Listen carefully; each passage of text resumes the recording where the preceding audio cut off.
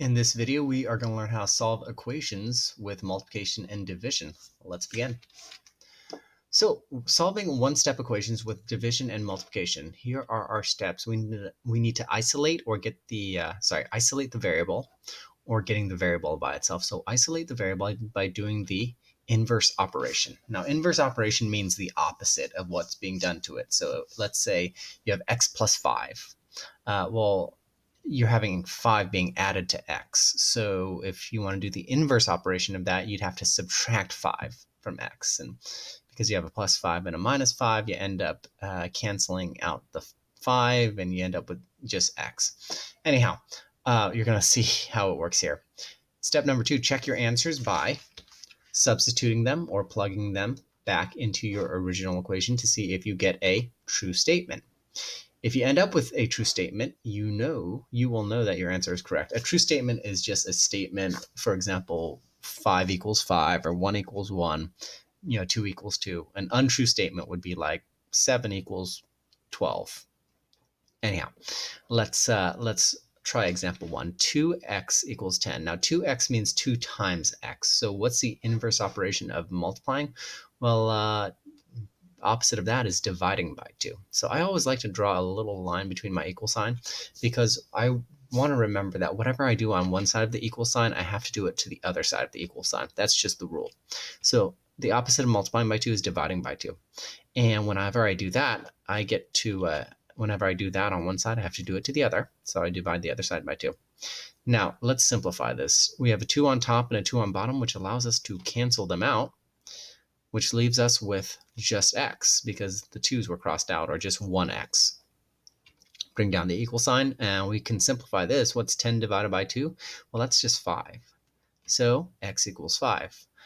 If we want to check our answer, we just rewrite our original equation, and we just substitute 5 in, or our answer in, for the variable. So instead of 2 times x, you'd say 2 times 5 equals, and rewrite everything else. And what is 2 times 5? Well, it's 10, and that equals 10. So 10 equals 10. Check, we got that correct.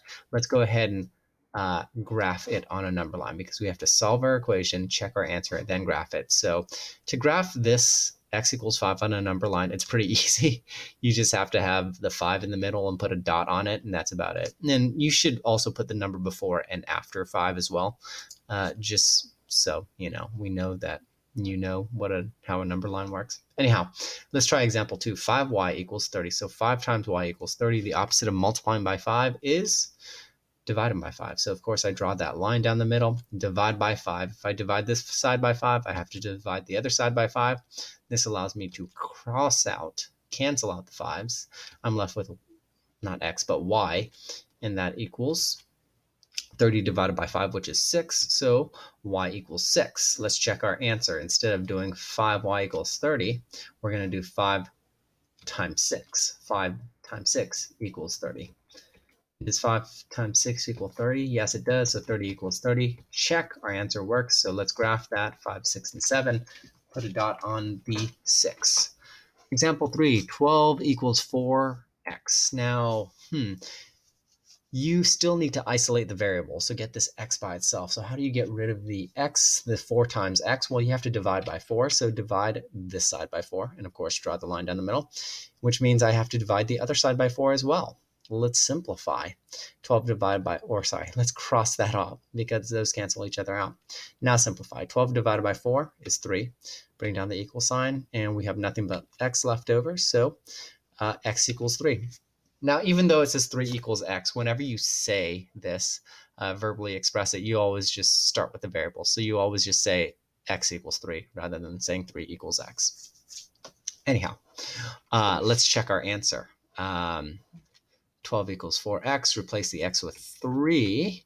And 4 times 3 is 12. And so, yes, our answer checks out. Let's graph that. X equals 3. 2, 3, and 4. Dot on the 3. All right, let's try example 4. If you'd like, you can pause the video and try it yourself. I'm going to keep moving. Get the variable by itself. So what do we do? 12 times y, well, the opposite of times 12 is divide by 12, which means I have to divide this by 12 as well, which crosses that out. Anyhow, let's simplify. 36 divided by 12 is 3. bring down the equal sign. We have nothing but y left over, so 3 equals y. And that's it. That is our answer, we think. Let's plug it in to see if it's correct.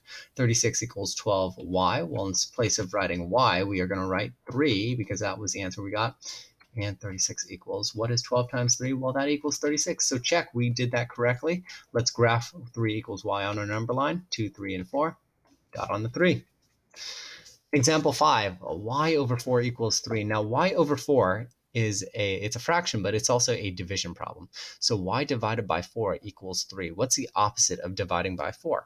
Well, multiplying by 4, of course. So we are going to draw the line down the middle, of course. And I'm actually going to put this term right here in parentheses, or this expression in parentheses, and then multiply it by 4. It's important that you know how to do that because later on, it gets a lot more complicated, particularly once you get to higher levels of math. So remember that it's this whole term gets multiplied by the 4. Anyhow, if you multiply this side by 4, you are going to multiply this whole side by 4. And this cancels that out. And so we simplify, or we bring it down.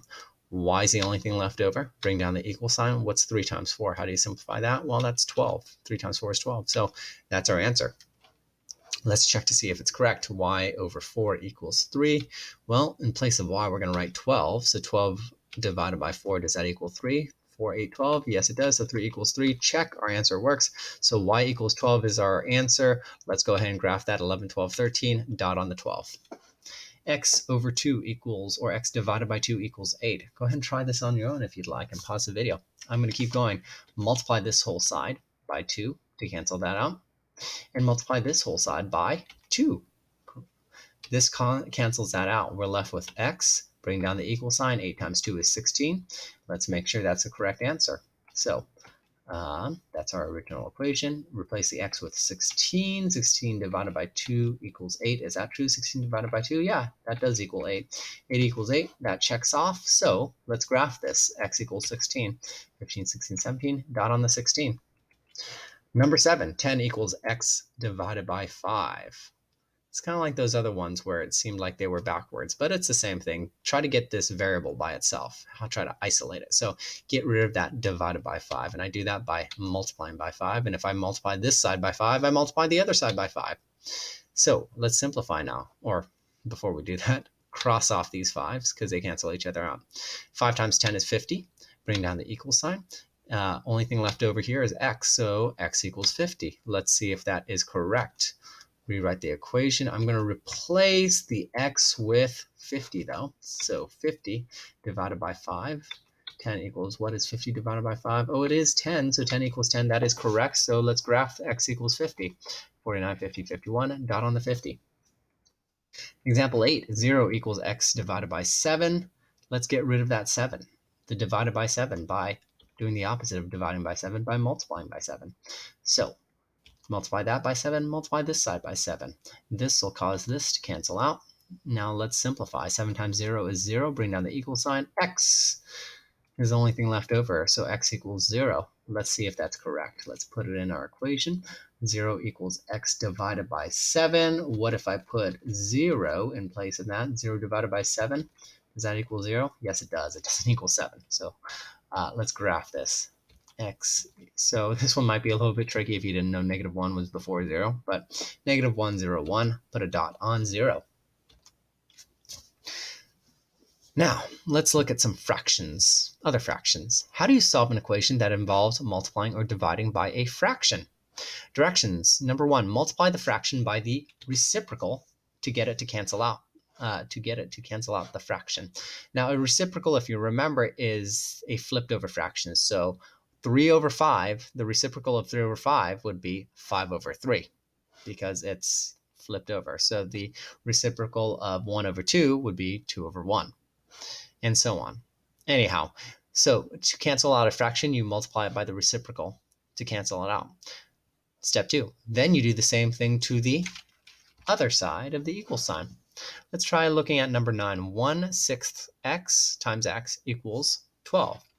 Now, if I want to cancel out that 1/6, I'm just going to multiply by the reciprocal, which is 6 over 1. And if I do that, I have to multiply this side by 6 over 1 as well. Anyhow, what happens with this? Well, the 6's cancel out, and then the 1's cancel out. It's almost like cross multiplication, cross canceling. And then you're left with nothing but x. Now, on the other side, what's 12 times 6 over 1?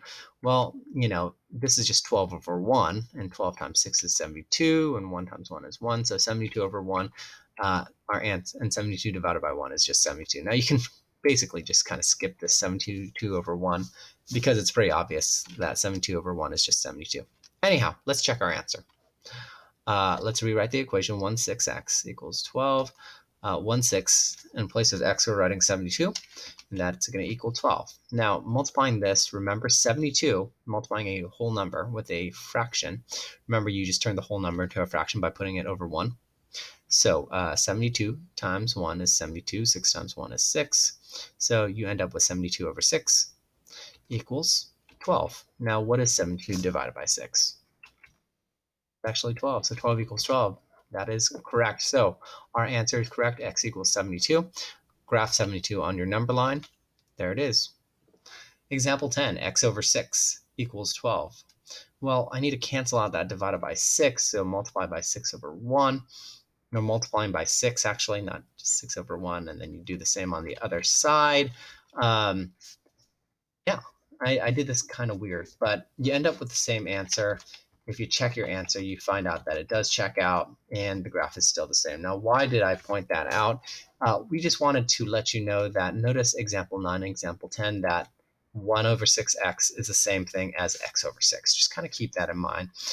When you got a 1 on top of a fraction, it's the same thing as because x over 1, if you're going to multiply these two terms, you end up with x over 6. So just kind of keep that in mind. It may save you some time. Example 11, 3/4 y equals 12. We got to get rid of the 3/4. So remember, we are going to multiply by the reciprocal. And the reciprocal of 3/4 is 4/3. And that means we have to multiply the other side by 4/3 as well. So this allows me to cross cancel 4 and 4, and also 3 and 3. We're left with nothing but y. Now 12 times 4 over 3, well, that's like 12 over 1. And 12 times 4 is 48, and 1 times 3 is 3. So you end up with 48 over 3. And can we simplify it further? Yes, we can, because 48 divided by 3 is just 16. Let's check to see if 16 is a correct answer. I'm going to rewrite this. Let's do 3/4, replace y with 16, equals 12. Remember, 16 is just 16 over 1. 16 times 3 is, 1 times 4 is 4. 16 times 3 is 48, equals 12. And is 48 divided by 12 12? Yes, it is. So 12 equals 12. Let's graph this answer, y equals 16. So 15, 16, 17, dot on 16. Number 12. 2/3 x equals 16. Go ahead and pause and try it on your own if you'd like. I'm going to keep going. Multiply by the reciprocal, which is 3 over 2. Multiply the other side as well. Cancel out that. Cancel out the 2's. You're left with nothing but x equals. And 6 over 1 times 3 over 2. So 6 times 3 is 18. 1 times 2 is 2. So 18 over 2.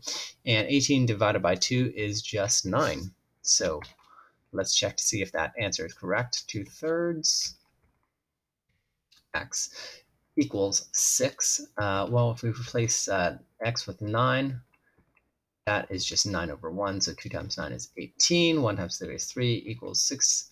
18 divided by 3, does that equal 6? It does. So that is our answer. It works. And as you can see, I've already graphed it. X equals 9. And let's take a look at number 13 and 14, our last two problems. How do I get rid of the 1/3? Well, I multiply by 3 over 1. Now, keep in mind, remember, this is just x over 3, so you can just multiply by 3, and it's the same thing. Anyhow, that cancels out those terms, and we have to multiply the other side by 3 over 1, or just 3 as well. So what's 9 times 3? It's 27 over 1, which is just 27. As like I said before, you can skip the fact that it's over 1 and just jump straight to x equals 27. Let's check to see our answer works. Replace the x with our answer, which is 27. And how do I multiply this? Remember, put it over 1. 1 times 27 is 27. 1 times 3 is 3. Now we divide. 27 divided by 3, or reduce, is just 9. So that does check out. Let's graph x equals 27. Dot on the 27. That's all you got to do. Last one. 4 equals 2/5. Go ahead and try this on your own if you'd like. I'm going to finish off. Multiply by the reciprocal, which is 5/2, which means we have to multiply the other side as well by 5/2. This causes the 2's to cancel and the 5's to cancel. 4 times 5/2, well, 4 times 5 is 20, and you're going to put it over 2. So 20 divided by 2 equals what's left over, which is x. And can we simplify 20/2? We can. 20 divided by 2 is just 10 equals x, and that is going to be our answer. Let's check our answer. 4 equals 2/5 x. We're replacing x with 10, so that's just 10/1. 2 times 10 is 20. 5 times 1 is 5. Therefore, 20/5, which does equal 4. Let's go ahead and graph x equals 10, which is just like this. And that is it. Now you know how to solve equations with multiplication and division. Go ahead and try some on your own. Good luck.